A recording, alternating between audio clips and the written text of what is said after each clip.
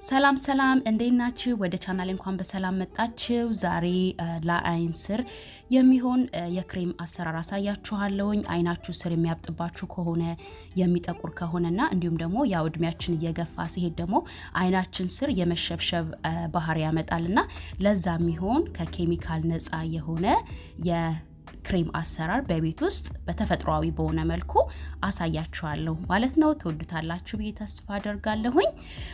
እንግዲህ በመጀመሪያ የሚያስፈልገን ምንድነው? የቡና ዘይት ያስፈልገናል። እሱን ለማዘጋጀት የሚያስፈልገን 1/4 የሚሆን የተቆልቶ የተፈጨ ቡና ነው። እንደገና ግማሽ ኩባያ የሚሆን ደግሞ የአቮካዶ ዘይት ነው። አቮካዶ ዘይት በውስጡ ቫይታሚን እና አሚኖ አሲድ ሲኖረው ለቆዳችን በጣም ቆንጆ ነው። አይናችን ስር የሚሸበሸበውን ነገር ይቀንስልናልና ሞይስቸራይዝ ያደርግልናል አይናችን ስር ማለት ነው። ከዛ እንደምታዩት ካዋሃድኩት በኋላ የተጠቀምኩት ግላስ ጃር ነው። ፕላስቲክ እንዳትጠቀሙ። በጎን ውሃ ፍልቼ ነበረ። ከዛ ምን አድርጋለሁኝ? ውሃው ሲፈላ እሳቱን ቀንሰውና ያዘጋጀውትን ቡናና የዘይት ውህድ እንደዚህ እንደምታዩት አድርጌ ከትቼ ጋዙን ቀንሼ ለ1 ሰዓት ያህል አቆየዋለሁኝ ማለት ነው። ቡና እንግዲህ በውስጡ ካፌን ስላለው አይናችን ስር በመንቀባበት ሰዓት የአይናችን ስር የሚሸበሸበውን ነገር ይቀንስልናል ማለት ነው። እንዲሁም ደግሞ የሚጠቁርብን ከሆነ ወይ እብጠት ካለ እዛ አካባቢ የደም ዝውውራችንን በመጨመር እብጠቱ ወይም ጥቁረቱ እንዲቀንስ ይረዳናል። ቡና ስንጠጣ እንደሚያነቃቃን ሁሉ ቆዳችን ላይ ስንጠቀመው ቆዳችንን የማነቃቃት ባህሪ አለው። ለዛ ነው አንዳንድ የአይን ክሬሞች ሲሰሩ በውስጣቸው ካፊን ወይ ቡና የሚያደርጉባቸው። ከዛ ምን አደርጋለሁ? ከ1 ሰዓት በኋላ ከቀዘቀዘልኝ በኋላ ትንሽ በቺዝ ክሎዝ አድርጌ እንደምታዩት አጠለዋለሁኝ። ማጥለያችሁ ጥጥቅ ያለ ከሆነ ወይም ደግሞ ነጠላ ነገር ካላችሁ በሱ ማጥለል ትችላላችሁ። ዘይቱን ብቻ ነው የምንፈልገው። የአይን ስር ጥቁረት እንግዲህ በተለያዩ ነገሮች ሊመጣ ይችላል። በዘር ሊመጣ ይችላል። እንቅልፍ ከማጣት፣ ውሃ ካለመጠጣት ወይም ማጨስ፣ አለርጂ እና ደግሞ የአይረን ዲፊሸንሲ ካለባችሁ በዛ ሊመጣ ይችላል ማለት ነው። ስለዚህ አይናችን ስር በጣም መንከባከብ አለብን ናቹራል በሆኑ ነገሮች። እንዲሁም ደግሞ የደም ዝውውራችን አይናችን ስር ካነሰ እዛ አካባቢ በደንብ የደም ዝውውር ከሌለ በደንብ ማሳጅ ማናደርገው ከሆነ የመጥቆር ባህሪ ያመጣል ማለት ነው። ስለዚህ እንደዚህ ተፈጥሯዊ በሆነ መልኩ እያዘጋጀን ብንንከባከበው ለውጡን እናይበታለን ማለት ነው። ቀጥሎ ክሬሙን ለማዘጋጀት የሚያስፈልገን ቢዋክስ ወይም ደግሞ ሰም ነው። ኦርጋኒክ ሰም ነው የምንጠቀመው። ኦርጋኒክ ሰም ለቆዳ በጣም ቆንጆ ነው። አንቲባክቴሪያል ስለሆነ ከውጪ የሚመጡ ማንኛውም ቶክሲኖች ይከላከልልናል። ቫይታሚን ኤ ያስፈልገናል። ላቬንደር ይሄ ኦፕሽናል ነው ወይ ምርጫ ነው፣ ከሌላችሁ ችግር የለውም። ጆጆባ ዘይት ያስፈልገናል። እንዲሁም ትንሽዬ እቃ ያስፈልገናል ይሄንን የምናስቀምጥበት ክሬሙን ከሰራን በኋላ ማለት ነው። ከዛ ደግሞ የኮኮናት ዘይት ያስፈልገናል። እናንተ የማታገኙ ከሆነ ለምሳሌ የቫይታሚን ኤ እና ኦሊቭ ኦይል ካላችሁ እሱን መጠቀም ትችላላችሁ። ኮኮናት የማይስማማው ሰው ስላለ ባላችሁ ዘይት መጠቀም ትችላላችሁ ማለት ነው። በመቀጠል ደግሞ ሰማችንን ነው የምናቀልጠው። እንደምታዩት ከስር ውሃ እየፈላ ከላይ ጎርጓዳ ሳህን አድርጌበታለሁ። ከዛ ዋክሱን አደርገዋለሁ ማለት ነው እስኪቀልጥልን ድረስ። ዋክሱ እንግዲህ ለቆዳችን የሚሰጠው ጥቅም እንዳለ ሆኖ ክሬማችን ፈሳሽ እንዳይሆን እንደዚህ ረክቶ እንዲቀመጥ ይረዳዋል ማለት ነው። ለዛ ነው አብዛኛውን ጊዜ ሎሽን ወይ ሳሙና የፊት ክሬሞች ላይ ቢዋክስ ወይም ደግሞ ሰም የሚጨምሩበት ፈሳሽ እንዳይሆን ጥጥር ብሎ እንዲቆይ ይረዳዋል ማለት ነው። እንደ ማያያዣነት ይጠቀሙበታል ማለት ነው። ከዛ እንደምታዩት ከቀለጠልኝ በኋላ አውጥቼ ምን አደርጋለሁኝ?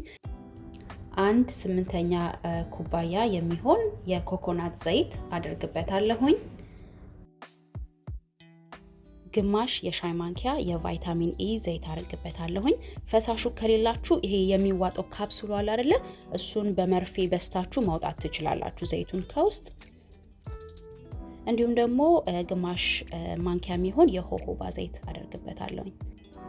የአይናችን ስር ቆዳ ትንሽ ሳሳ ያለ ስለሆነ ምንም አይነት ኬሚካል ነገር ባንጠቀም ይመረጣል። እንደምታዩት ሰሙ ስላለ እንደ መርጋት ነገር ብሏል። በመቀጠል ምን አደርጋለሁኝ? ድስቴ ላይ ትንሽ እስከሚቀልጥ ድረስ ድስቱ ላይ መልሼ አስቀምጠዋለሁኝ ማለት ነው። በመቀጠል ደግሞ አንድ የሾርባ ማንኪያ ያህል የሚሆን ቡና አደርግበታለሁ። ቅድም ያዘጋጀነው የቡና ዘይት አለ አይደለ? እሱን አደርግበትና አዋህደዋለሁ ማለት ነው። በጣም ተወዱታላችሁ፣ ለውጡን ቶሎ ታዩበታላችሁ። እኔ ሰሞኑን ሞክሬው በጣም ተስማምቶኛል። እኔ እንቅልፍ ማጣት ነው መሰለኝ አንዳንዴ እንቅልፌን ቶሎ አልተኛምና ለዛ መሰለኝ አይኔ ስር የመጥቆር ምናምን ባህሪ አለው እና በጣም ረድቶኛል። ከዛ ምን አደርጋለሁኝ ቅድም ያዘጋጀው ውስጥ እቃ ውስጥ ገለብጠዋለሁኝ ማለት ነው። ቶሎ ቶሎ ገልብጡት፣ ሰሙ ስላለ ቶሎ የመርጋት ባህሪ ያለው።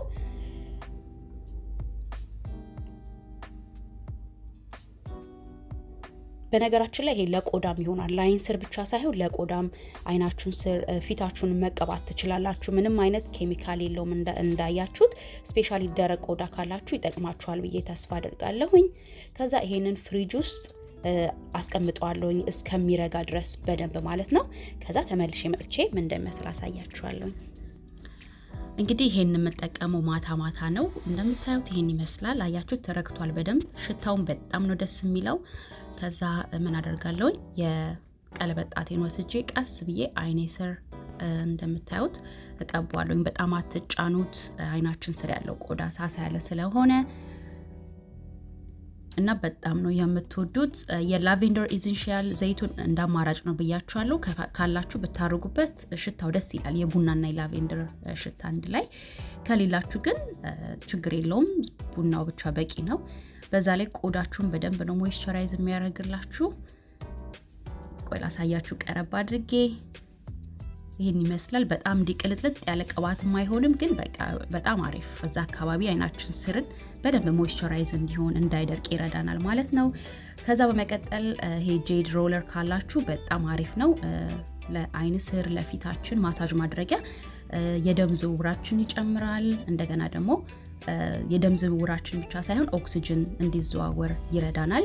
እብጠት ካለብን አይናችን ስር ጥቁረት ካለብን እሱን ይቀንስልናል ማለት ነው። እንዲሁም የምንቀባውን የአይን ክሬም ወይም ሲረም ማንኛውም ነገር አይናችን ስር የምንቀባውን ነገር ወደ ውስጥ በደንብ እንዲገባ ይረዳናል ማለት ነው። ይሄ ክሬሙንና ጄድ ሮለሩን ማስቀምጠው ፍሪጅ ውስጥ ነውና በጣም ቅዝቅዝ ስለሚል እንደዚህ ፊታችሁን ወይ አይናችሁ ስር እንዲማሳጅ ስታደርጉት በጣም ነው ደስ የሚለውና ተወዱታላችሁ። እንግዲህ የዛሬ ቪዲዮ ይሄንን ይመስላል። እኔም ሰሞኑን ጠፍቼ ነበር። ከእንግዲህ ቶሎ መጣለው ብዬ ተስፋ አደርጋለሁኝ። በሚቀጥለው ቪዲዮ እስከምንገናኝ ድረስ በያላችሁበት ሰላም ቆዩልኝ። ባይ